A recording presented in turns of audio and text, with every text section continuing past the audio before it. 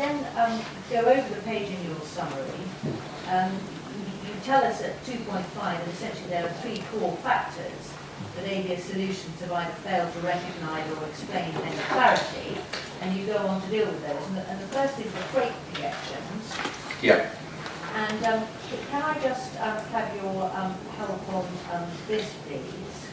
Can you first read paragraph 2.6? ABS Solutions freight projections do not envisage the requirement for material additional freight capacity across the southeast until after 2040. And then currently 2.7. Despite the evidence of current trends in the IATA cargo chart book, and that's provided in my main proof of evidence, that a range of between 3% and 6% over the last 12 to 18 months in the European freight markets. Avia has used a 1% to 1.5% annual growth rate in its forward market analysis. This is in stark contrast to publicly available literature on the cargo market, including most especially the renowned and widely used industry-used Boeing World Air Cargo forecast, which suggests a CAGR of 3.7 moving forward over the next 20 years. Since Avia also argue that the bellies of passenger aircraft stand empty, waiting to meet any additional demand that may come forward, the absence of any coherent explanation for such a conservative forecast is significant. Just put it there. You tell us that Avia, in terms of projecting growth, have used 1% to 1.5%. What is the level of growth that you think is appropriate to apply to any forecasting? Over the longer term, 3.7%. Over the shorter term, it depends on the extent when a new facility like a reopened Manston picks up, that you're able to get carriers to move, and where we think there will be an initial group of carriers who will be willing to move straight away, and then as the facility matures and people can see that it operates efficiently, they will be attracted, and the rate of substitution of transfer will increase, and also the opportunity to claw back from the European market will increase. And of course, Avia didn't take into account at all the fact that all the level of trucked traffic going to Europe. So, insofar as the growth rate being applied by Avia Solutions, was it an appropriate growth rate? No, I think it was a historical one based on a period where the industry did flatline, but it doesn't mean the industry is going to flatline like that forever. And as the recent growth trends demonstrate, it's beginning to grow again. And that rate of growth is likely to be, as I said, the recent year-on-year was 8.4% across Europe. So that's the growth rate. Now, the other matter that I'd like your help with is actually the freight projections, the tonnage freight projections that you produce. And can I ask you to take out your main proof of evidence, please, and go in that to your Appendix A, and if we can turn in that to your Table 2.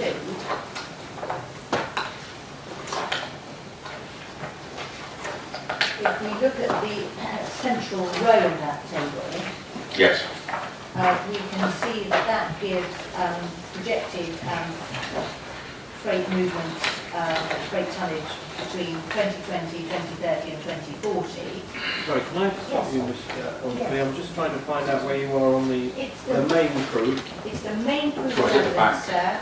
It's Appendix A, which is right at the back of the Mr. Cain's evidence. And it's the last page number, 25.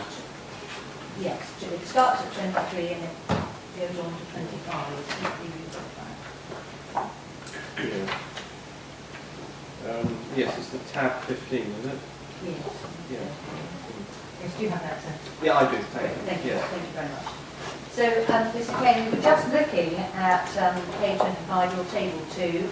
We were looking at the central row, where you set out your freight projections for Manston Yes. for 2020, 2030 and 2040. Yes. And if we look at your projections for 2030, your projections are 230,000 tonnes. That's right. And if we compare that to Dr. Dixon's projections, we can turn, if we can maybe turn that up, please. We can take out Dr. Dixon's evidence and turn in her evidence to her appendix 3, or her report 3. Tab 20.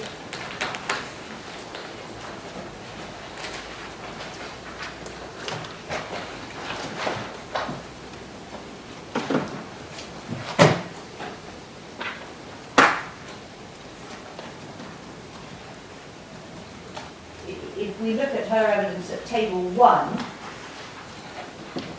we can see for year 11, which is the year 2030, if we look at the penultimate column in that table, the total tonnage, we can see that she's suggesting just under 223,000 tonnes. That's right. So insofar as your suggested projections and her suggested projections, are they comparable? Definitely. Have they been arrived at independently? No, we've used entirely different methodologies. Mine is what I would call a strategic top-down, which is based on understanding overall macro growth trends and capacity constraints. Dr. Dixon's is very much what I would call a bottom-up. I'll let her talk to exactly how she did it, but it's much more based on conversations with carriers and understanding from them what they might do in terms of aircraft movements and tonnages. Again, that adds to the robustness of forecasts when based on two different methodologies, and there was no overlap. Ironically, we didn't talk to each other when we were preparing the different forecasts. We came to those very similar numbers. And so therefore, insofar as those forecasts are concerned, different methodologies carried out by two different people independently of each other, what weight and robustness do you say attaches to those forecasts? A lot more than I would put on Avia's. And I think it's very important to remember with forecasts that the further out you go, the more uncertain they become, and that one of the things that we always did when I was in the department, when I was operating as a commercial director of an airport and now in consultancy, you always do forecasts more than one way to see if you can understand what are the different drivers and thresholds. And this particular analysis, I think, stands up very well to that scrutiny. And if we can then take out the Avia Solutions report, which is CD 14.2. Yeah.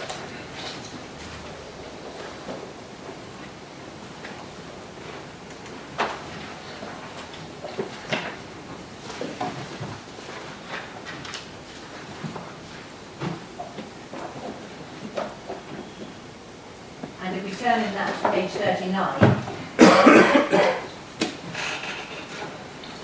we can see that this is the passenger and freight forecasting contained in the Avia Solutions report in the option that they considered the most likely, and that was with the third runway at Heathrow. Yes. Sorry to interrupt you Yes. again, Mr. Osby. We're looking at the Avia Solutions final report, That's correct, sir. September 2016. That's correct, sir. What page are we on then? Page 39. 39. Right. I have indeed, thank you very much. And we're just looking at page 39, Mr. Cain, at section 7.3, and this is the scenario with a third runway at Heathrow. Yeah. And we can see for the year 2030, in 30,000 tonnes. 30,000 tonnes. And that then has to be contrasted with yours and Dr. Dixon's forecasting in the region of about 230,000 tonnes. That, even in the forecasting environment, that looks significant.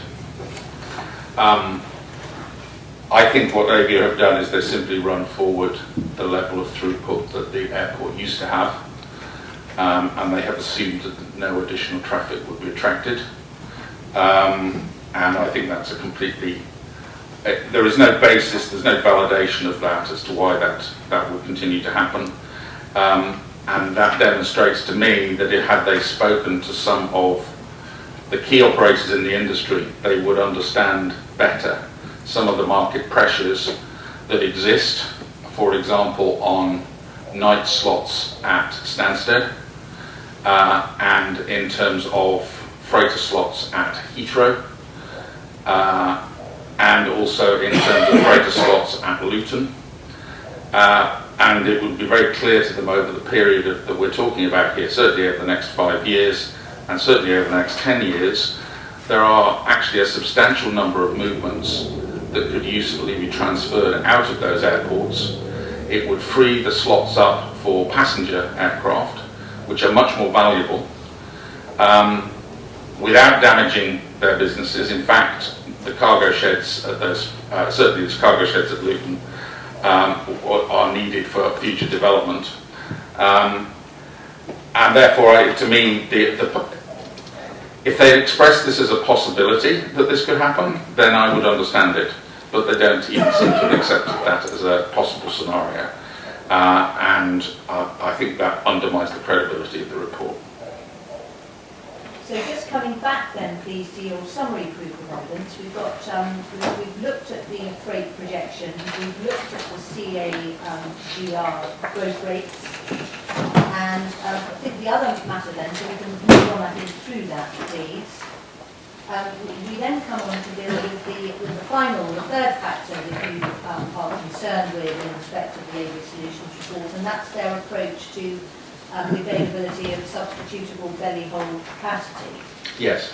And essentially the approach that Aviation Solutions take is they look at the belly hold capacity in aircraft going into Heathrow, they look at the amount of tonnage that they consider is likely to be generated, and they say, well, there's sufficient belly hold capacity to take the tonnage, and therefore there's no need for additional capacity. But that's in essence what they do. That's right, yeah. It is, and you deal with that point at 2.17 of your summary. So can I just ask you to read that, please? Page 7 of your summary. Yes. Paragraph 2.17. The final aspects of Avia's report that I disagree with is that Avia asserts that there remains plenty of spare capacity available in the belly hold of aircraft leaving Heathrow, and that is on offer at substantially cheaper rates than can be offered by the owners of freighter capacity at East Midlands or Stansted. The claim is that because most of the aircraft's operating costs are covered by passenger payloads, then belly hold rates per tonne are lower than rates for freighters, which are consequently priced out of the market. When the third runway is open, supply will increase further, providing sufficient capacity to meet the UK's needs for the foreseeable future, i.e. until 2040.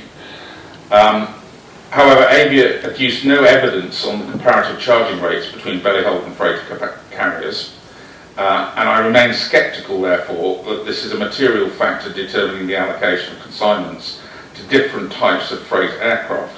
In my view, much more important factors are, firstly, that there are many other types of freight, time-critical, heavy, large or live, for which belly hold capacity cannot provide an acceptable substitute to dedicated freighters.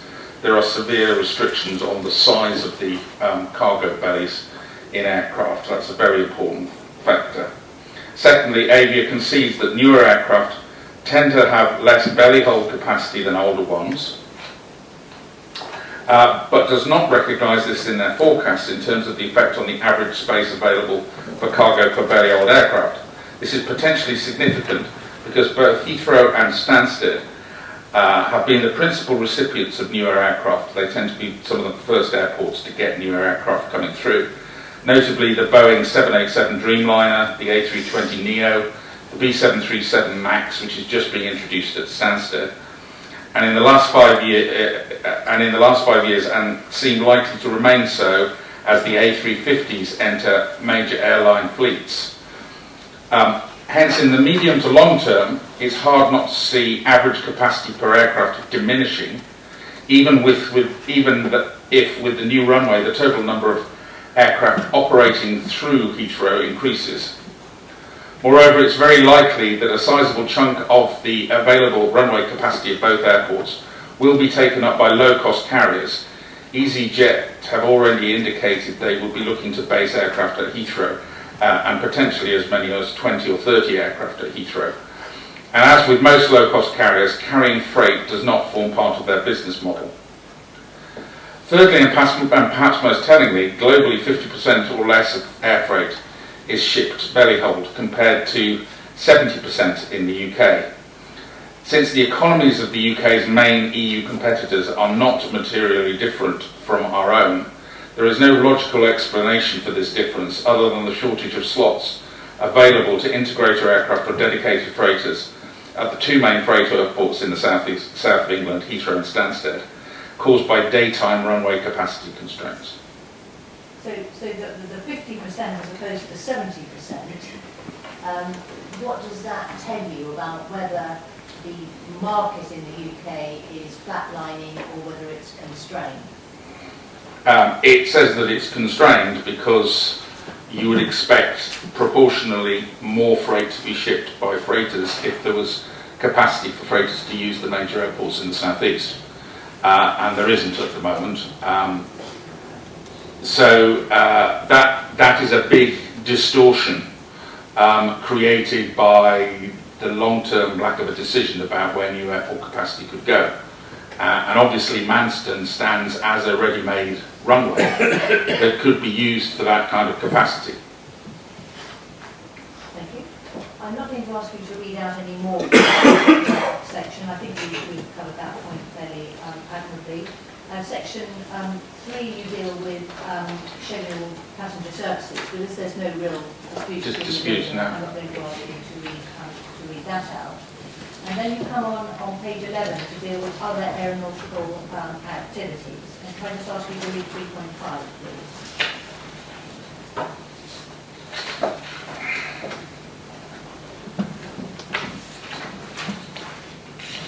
General aviation covers a multitude of activities from diversions and flight testing, training of commercial aircraft to military and emergency service use, aid flights, business aviation. Can I just interrupt? Sorry. You said 3.5. I possibly have a different version to you, because that paragraph that's just been read out is 3.6 in my version. General aviation covers a multitude of activities. Yes, if you've got you are looking at the summary rather than the main brief, sir, are you? Oh, maybe I'm looking at the main proof, am I? Yes, I think. There you go. Yes. Sorry. Yeah. Back to the summary, sorry. So we're paragraph 3.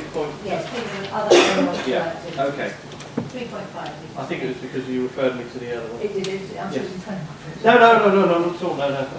Thank you. So I'll just start again. General aviation covers a multitude of activities from diversions and flight testing stroke training of commercial aircraft to military and emergency service use, aid flights, business aviation, including offshore servicing, both of oil fields but also increasingly of wind turbine fields, pilot training, private light aircraft flying. All of these activities are gradually being pushed down the airport hierarchy in the southeast as the busier and more London-centric airports fill up with commercial passengers and business aviation flights. General aviation will ultimately need to find a safe home somewhere, and Manston can provide that. I think one of the things that was very noticeable in the Avia report was they dismissed the significance of this in terms of commercial value. Well, I can tell you that a number of most small airports, that kind of activity would probably generate 20 to 25% of revenues.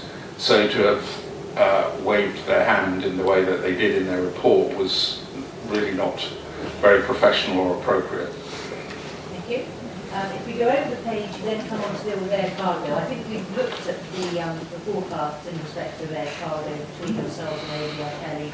Yes. Unless there's anything particular that you want to add to that, I think we've probably covered that.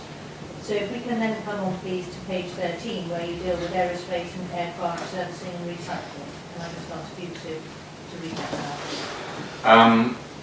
The other major market niche that River Oak envisages developing at Manston is a strategic aerospace aircraft servicing and recycling park offering airside access, similar to the facilities at Alliance Fort Worth, Texas, and Hamilton, Ontario, Shannon, and St Athan in the Vale of Glamorgan. The increasing congestion at the larger southeast airports means that activities such as maintenance, repair and overhaul, general aircraft servicing, for example resprays, conversions, parts replacements and upgrades, and aircraft recycling activities, which are going to become very significant in the future, can all be accommodated at Manston. The evidence is that there are at any one time a small number of major development requirements in the market for investment in large-scale facilities offering airside access. By large scale I would mean over 250,000 square feet and up to 1 million square feet. This has certainly been the case over the last 2 to 3 years when Boeing, Gulfstream, Embraer and Bombardier are all known to have been looking to establish new servicing centres in Europe. Monarch also needed to relocate their MRO operation from Luton so that the site could be redeveloped for other purposes, and KLM have expanded their operation at Norwich substantially with a new 150,000 square foot building. There has been material airspace industry demand for UAV friendly airports, both for construction and testing, at Newquay, Aberporth and Campbelltown. Those are all good examples of that. A number of companies are known to be considering investing in spaceport facilities, with Llanbedr, Prestwick and Newquay in the UK known to be locations favoured by the UK Space Agency and the CAA. And there are consortium exploring the scope for developing large-scale specialised and high-tech orientated aircraft recycling centres, as the number of aircraft coming out of service and requiring dismantling is likely to rise to up to 400 per year in Europe over the next 10 years. Manston is one of the relatively small number of locations in the UK where an aircraft recycling centre on this scale, taking over 100 aircraft a year, could be accommodated. River Oak are in contact with potential partners for this kind of facility. I have little doubt that Manston will be in a strong position to attract this kind of activity, generating substantial rental income from the airport and skilled jobs for the regional economy. Just before we turn to your conclusions, I'd just like your help with this, just trying to draw all the strands together, Mr. Cain. The 30,000 tonnage forecasts by AVIA to 2045, is that in your view an appropriate level of tonnage to be basing a forward forecast on? No, it's substantially too small. The CAGR rate that they used, was that an appropriate rate or was it an under or overestimate? It was an underestimate based on historic rates which are now out of date. Insofar as the approach to belly hold capacity and that all the freight could go in the belly hold of the aeroplanes in Heathrow, again, in your view, was that an appropriate rate? No, there's very confused reasoning and suggests they haven't actually spoken to the industry in any depth to understand exactly whether that capacity is directly substitutable for the kind of things that are carried on freighters, which actually it isn't. The level of investment that is being proposed by River Oak at Manston Airport, was that taken into account? They assumed, I think, £77 million worth of expenditure. River Oak's plans are for up to £300 million of expenditure. And in discounting other aviation activities and servicing, overhaul and recycling, were they right to do so? No, and the logic was very obtuse. It's because it could go to anywhere else, therefore Manston won't get it. But it's equally possible that Manston could make a very attractive offer and attract a number of these kinds of activities.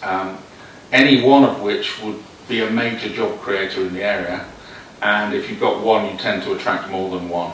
And as I said, there are a number of these around, and consistently the UK is being identified as a suitable location because of the quality of the workforce, the size of the facilities, and because of the regulatory environment which particularly American companies like. And insofar as Manston's location, Ms. McIntyre, I think, suggested that it wasn't in a correct or appropriate location in order to attract talent and approach. Do you agree with that? No. The key thing for freight operators is trucking times to their end destinations, the distribution centres. And from Manston, you can get right the way around the M25, down the M4 corridor, down the M3 corridor in 3 to 3.5 hours.